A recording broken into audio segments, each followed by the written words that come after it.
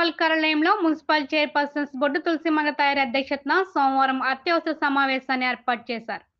ఈ సమావేశంలో బడ్జెట్లో ప్రవేశపెట్టిన కొన్ని అంశాలపై కౌన్సిలర్లు అధికారులను నిలదీశారు.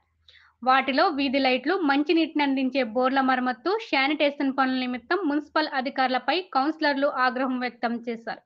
గత మున్సిపల్ కౌన్సిల్ సమావేశంలో సంత మార్కెట్ వద్ద మార్కెట్కు ఇరువైపులా ఉన్న షాపుల విషయమై అధికారులు నిర్లక్ష్యంగా వ్యవహరిస్తున్నారని, మున్సిపల్ పరిధిలో జరిగేటటువంటి ఏ పనులైనా సంబంధిత వార్డు కౌన్సిలర్లకు తెలియపరచడం లేదని ఆగ్రహం వ్యక్తం చేశారు.